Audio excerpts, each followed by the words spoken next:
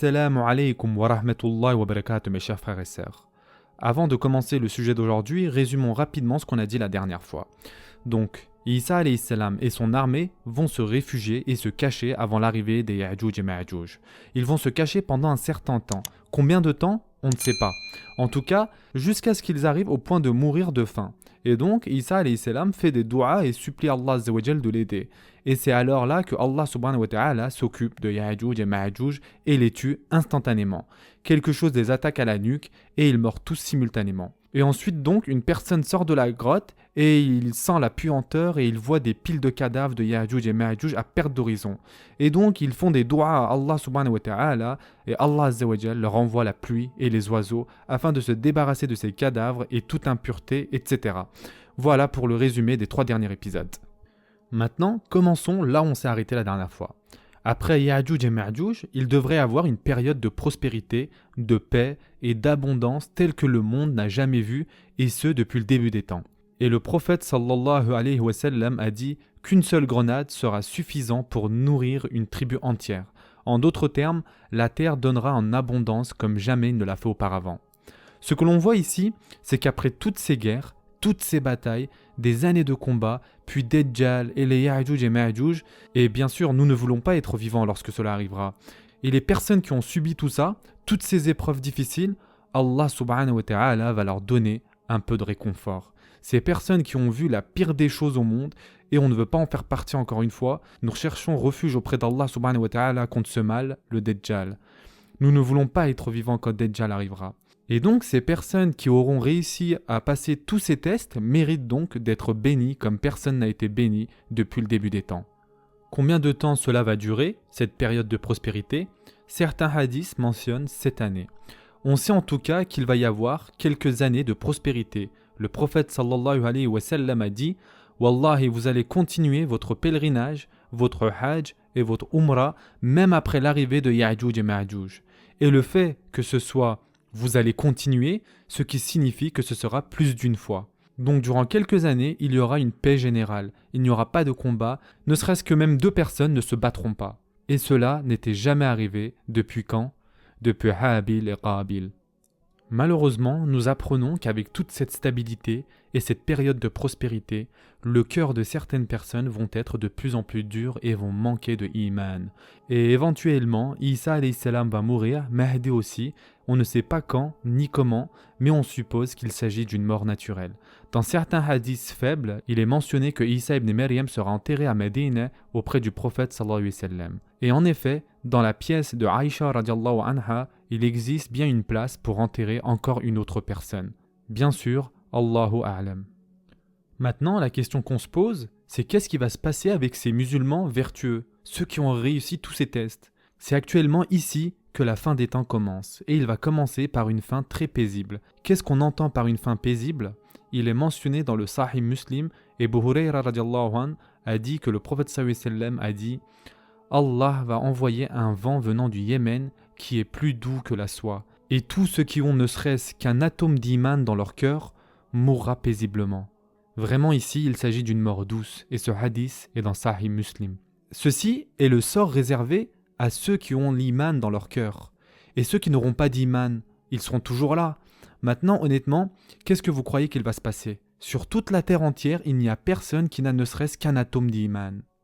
Le prophète sallallahu alayhi wa sallam a dit « L'idolâtrie va revenir chez les Arabes. » Et par arabe, il veut dire les musulmans.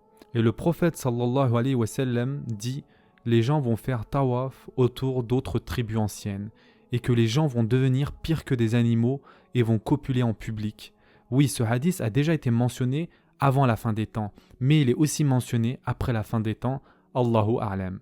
Maintenant, s'il n'y a plus de musulmans, que va-t-il se passer au kalim, au salah, au Coran ? Que va-t-il se passer ? Abdullah ibn Mas'ud radiallahu anhu a dit qu'une nuit arrivera où le Coran sera effacé dans toute sa totalité. Le Coran dans sa totalité va être repris par Allah subhanahu wa ta'ala. Les gens vont se réveiller et les mushaf vont être vierges, sans écriture. Et il n'y aura personne avec le Coran dans leur cœur. Ceci se trouve dans le Musnad al-Darimi. Dans une autre version, il est dit que Abdullah ibn Mas'ud radallahu anhu dit à ses élèves « Lisez le Coran avant qu'il ne vous soit enlevé ». Les élèves lui ont dit « Ces mushaf, comment peuvent-ils être enlevés ?» Et Ibn Mas'ud radiallahu anhu dit « Une nuit arrivera où le Coran sera enlevé et il ne restera personne qui pourra citer ne serait-ce qu'un seul verset de mémoire. Et ils oublieront même La ilaha illallah. Et ils parleront comme durant la jahiliya. Et c'est là que, et quand la parole tombera sur eux, nous leur ferons sortir de terre une bête qui leur parlera. Les gens n'étaient nullement convaincus de la vérité de nos signes ou versets. Sourate 27, verset 82. Et donc c'est là que cette révélation d'Allah va arriver.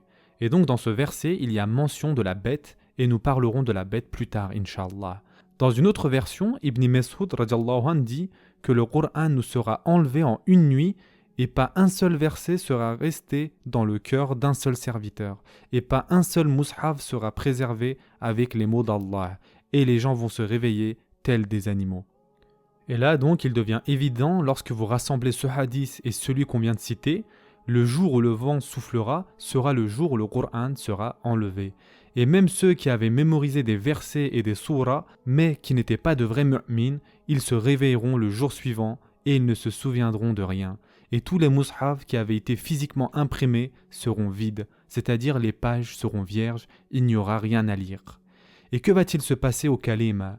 Dans Sahih Muslim, Anas ibn Malik radiallahu anhu a dit, le prophète sallallahu alayhi wa sallam a dit que le qiyam n'arrivera que lorsque sur toute la surface de la terre, il n'y a pas une seule personne qui dit Allah, Allah. Que le qiyam n'arrivera que lorsque personne ne dira Allah, Allah. Ce hadith est dans Sahih Muslim, mes chers frères et sœurs. Quand cela arrivera, après le vent, bien sûr. Hudayfa ibn al-Yaman radiallahu anhu a dit l'islam sera effacé comme lorsque l'on porte un vêtement encore et encore et qu'il se dégrade et qu'il perd sa couleur. Et ce, jusqu'à ce que personne ne sache ce qu'est le siyam, ce qu'est la salah, ce qu'est le hajj et ce qu'est la sadaqa. Subhanallah, il ne restera plus rien. Et une nuit arrivera où le livre d'Allah Azza wa Jal sera lui aussi effacé jusqu'à ce qu'il ne reste pas un seul ayah. C'est très intéressant car ici c'est Hudayfa ibn al-Yaman radiallahu anhu qui nous rapporte ça du prophète sallallahu alayhi wa sallam. Et Ibn Mas'ud radiallahu anhu lui aussi nous rapporte à peu près la même chose. Et les deux mis ensemble nous montrent clairement que c'est un hadith authentique. On continue avec le hadith de Hudayfa radiallahu anhu et donc il dit il restera alors un petit groupe de personnes et un vieil homme ou une vieille femme, des personnes très âgées diront nous nous rappelons nos ancêtres dire La ilaha illallah. Mais nous ne savons pas ce que cela signifie.